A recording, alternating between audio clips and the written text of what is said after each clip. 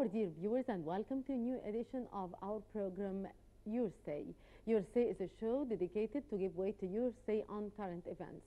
Our show documents events, sheds light on the perspectives of international figures on them, and gives a regular person, wherever they are, a platform to speak their opinion. Egypt has entered a volatile and potentially dangerous new phase, with the army moving swiftly and decisively against President Mohamed Morsi and the Muslim Brotherhood to take control, though only temporarily, of the Arab world's largest country.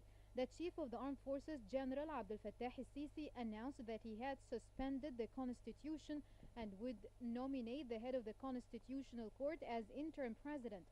Both presidential and parliamentary elections would follow shortly after, and a transitional cabinet would be named. Al-Sisi said in an address broadcast live on state televisions that those in the meeting have agreed on a roadmap for the future that includes initial steps to achieve the building of a strong Egyptian society that is cohesive and does not exclude anyone and ends the state of tension and division.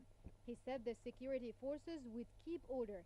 The televised statement was met by rapturous applause and spectacular fireworks display by thousands of protesters at the center of the anti-Morsi revolt in Cairo's Tahrir Square.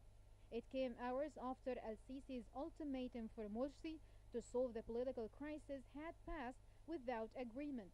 Al-Sisi had spent much of Wednesday locked in meetings with his key generals and with senior religious and opposition figures, including the opposition leader Mohammed al-Baradei, the country's leading Sunni cleric Sheikh Ahmed al-Tayyib, and the Coptic Pope Tawadros II. He did not meet Morsi but had spent 4 hours with him on Tuesday discussing a power-sharing plan. The gradual nature of al-Sisi's actions seemed to confirm the army's desire to be seen to be answering the will of the people rather than enacting a unilateral coup. Al-Sisi, the defense minister who was promoted by the Islamist president shortly after he entered office last summer, had given the country's squabbling politicians 48 hours to resolve their disagreements over or follow a political roadmap that the army would set out. Opposition to Morsi's had floundered until the founding of the Tamarud campaign in April, but the leaderless Tamarud, which gathered millions of signatures calling for Morsi's removal in recent weeks, re-energized Morsi's opponents and built momentum for 30 June's vast street protests, setting the stage for Morsi's departure.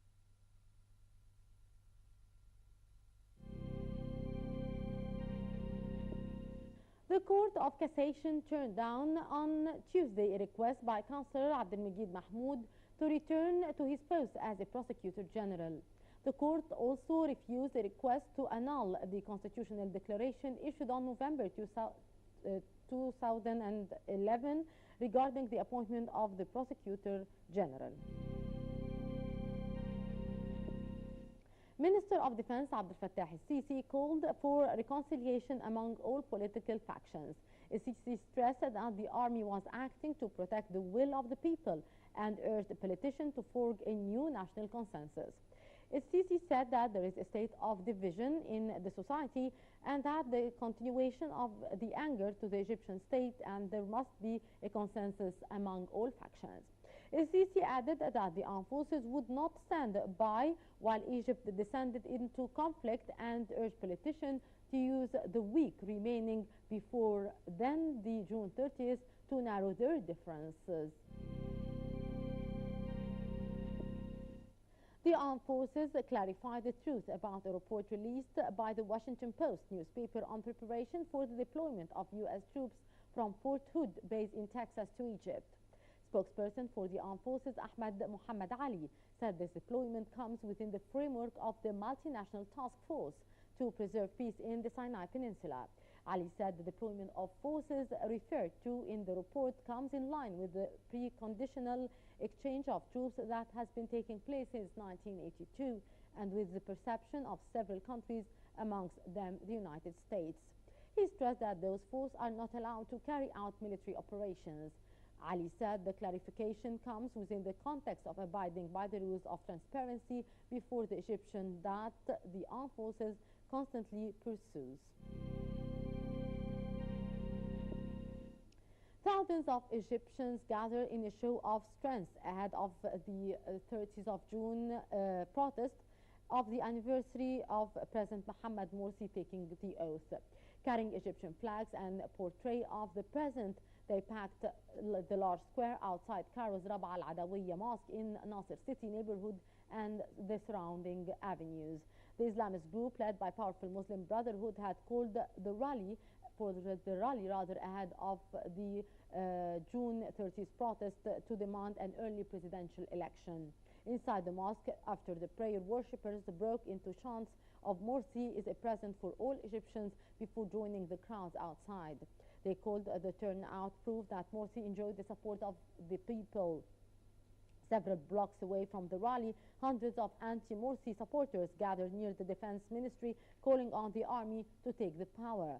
In the Mediterranean city of Alexandria, participant in the anti-Morsi march exchanged accusation with his supporters, leading to brief scuffles outside the Qaid Ibrahim Mosque. The Islamists accused the opposition of being remnants of the regime of ousted President Hosni Mubarak and of seeking to sow chaos. The campaign, dubbed Tamarrud, rebellion in Arabic, called the June 30th rally to coincide with the first anniversary of Morsi becoming the president of Egypt. Tamarrud organizers said that they have collected 15 million signatures demanding that Morsi quits. The U.S. ambassador to Egypt came under fire from opposition groups angered by her criticism this week of planned mass rally on June the 30th. Mainly liberal opposition groups and parties accused Ann Patterson after her remarks of interference in the country's internal affairs. Opposition group rejected her suggestion that the country risked further violence and would be better engaged in improving their electoral organizations. Patterson had earlier said that the elected nature of the current government is not seriously in doubt. Of the planned protest, she said that Egypt needed stability to get its economy in order. General Magdi Al-Yusri, the head of the Cairo airport security, said that the airport raised the alert level to high ahead of the June 30th protest. Al-Yusri said an emergency plan was placed from June 28th until the 1st of July. Civil Aviation Minister Wael Al-Ma'dawi said that he had talks with several of the airport security officials as well as the heads of the campaign affiliated with Egypt Air holding company that runs the national carrier. In the provinces, security will be beefed up at the airports and Egypt Air offices, he said. Security personnel will be given the necessary arms and equipment to protect these vital establishments. 5 Shiites were killed by crowds last week in Giza Governorate. Let's know more about this issue. The presidency condemned the killing of 4 Egyptian Shiites in a village in the Giza Governorate. A statement by the presidency said that the incident that took place in mid-June contradicts the spirit of tolerance and respect with which the Egyptian people are distinguished. The 4 Egyptian Shiites were killed when they were attacked by a hostile mob in the village of Abu Musallam in the Giza province after holding a number of ceremonies which included humiliation of Muslim historical figures. The presidency said the Egyptian society is known for its moderate orientation and rejection to breaking the law and bloodletting, whatever the cause is. The statement also said concerned state authorities have been ordered to swiftly arrest those behind the crime and bring them to justice. 8 people have already been arrested. The statement said that the state will deal firmly with anyone who attempts to threaten the national security and stability. Prime Minister Hisham Kandil also condemned the heinous attack against the Shiites. He said this heinous crime is incompatible with the principles and teachings of all heavenly religions and contrary to the nature of religious tolerance in Egypt. A house where the Shiites were meeting was surrounded by residents who told them to get out. When they refused, a crowd of several hundred people stormed the building and killed 4 Shiites and injured several others. A 5th Shiite died later. Kandil expressed his categorical rejection of hate speech and incitement to violence and said investigations were underway and that those responsible would be held accountable.